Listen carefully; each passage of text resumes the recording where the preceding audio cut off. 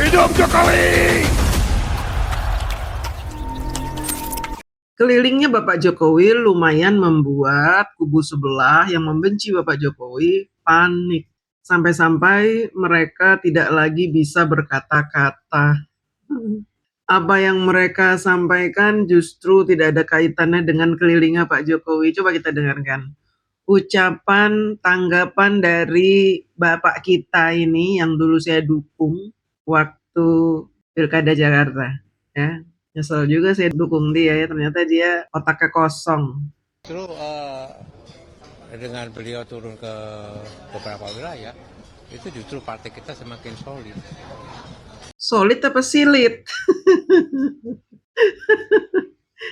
Pertanyaannya kan, bagaimana tanggapan Bapak ketika Pak Jokowi memutuskan untuk keliling Indonesia? Justru partai kita menjadi semakin solid. Itu apa hubungannya sama PDIP? Pak Jokowi keliling Indonesia nggak ada hubungan sama PDIP. Tidak ada tujuannya untuk menjatuhkan PDIP. Tidak ada tujuannya untuk menjelek-jelekan PDIP. Nggak ada. Pak Jokowi keliling Indonesia itu karena diundang oleh relawannya, kemudian ada acara PSI, kok pada bingung gitu ya. Harusnya kalau dia sebagai seorang tokoh politik, ya, si Jarod ini ternyata kosong otaknya sih. Mau dibilang tokoh politik gimana gitu ya, ternyata on dia. Nah, harusnya dia jawabnya begini ya, kalau dia nggak ada rasa sakit hati atau prasangka buruk kepada Bapak Jokowi, tentu dia akan menjawab begini, Pak Jokowi keliling Indonesia ya karena beliau itu presiden kan, presiden ke-7, jadi wajar kalau dia mungkin rindu terhadap rakyatnya sehingga dia ingin menyapa. Itu kan bagus jawaban seperti itu. Dan tentu Ibu Megawati nggak akan tersinggung. Memang faktanya seperti itu. Pak Jokowi presiden ke-7, dan selama Bapak Jokowi menjadi presiden, Pak Jokowi selalu berdekatan dengan rakyatnya.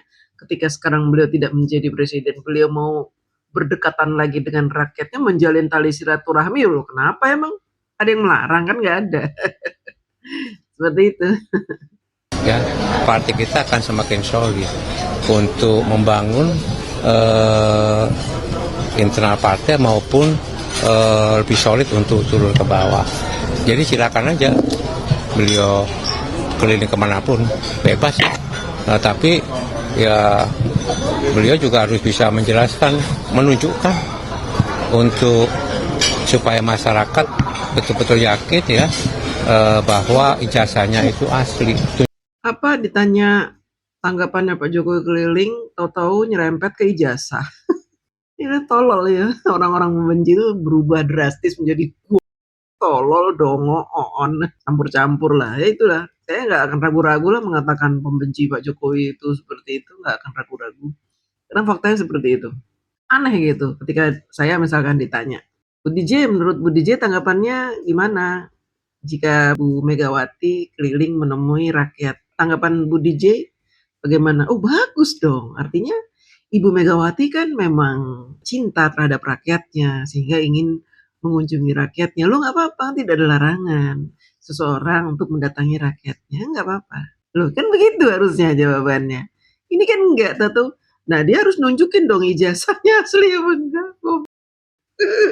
Kemarin lu nggak tahu, nggak pernah melototin ijazahnya Pak Jokowi waktu Pak Jokowi jadi gubernur, terus kemudian jadi presiden. Nah, mata lu picak gitu ya.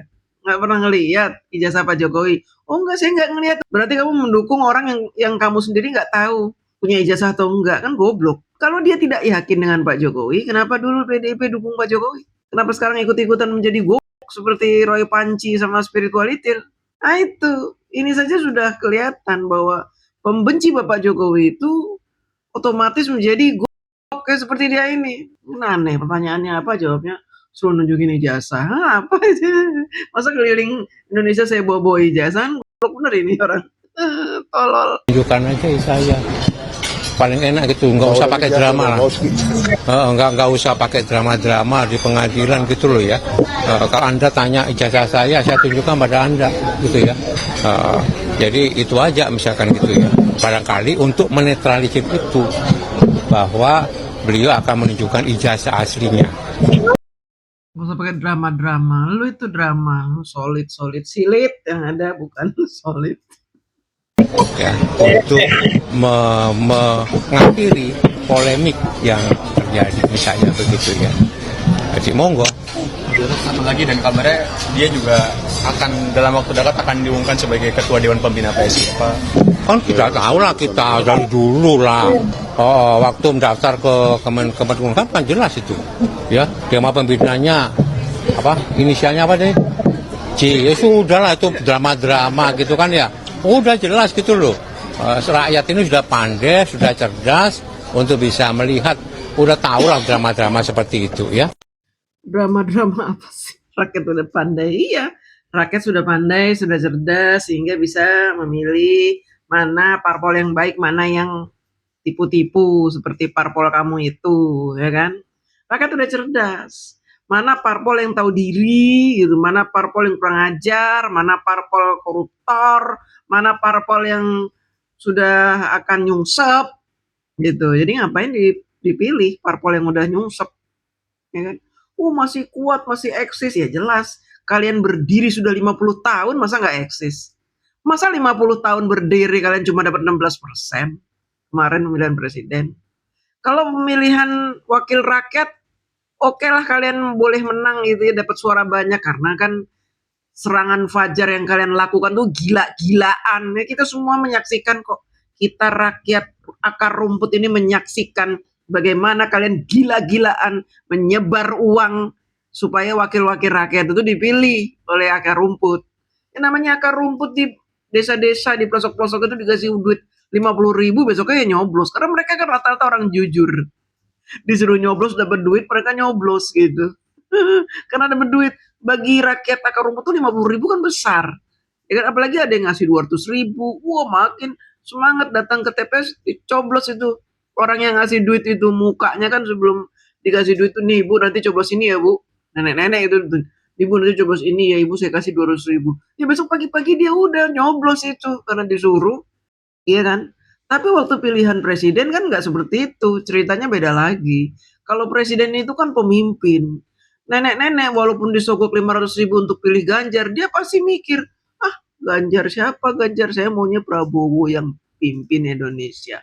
Tapi kalau yang untuk duduk di DPR, siapa aja yang ngasih saya duit, saya pilih, kan begitu. Budaya yang ada di Indonesia kan seperti itu. Jadi kemenangan PDIP di Pileg itu, ya, itu adalah kemenangan duit, itu kemenangan fulus, kemenangan serangan fajar, gitu.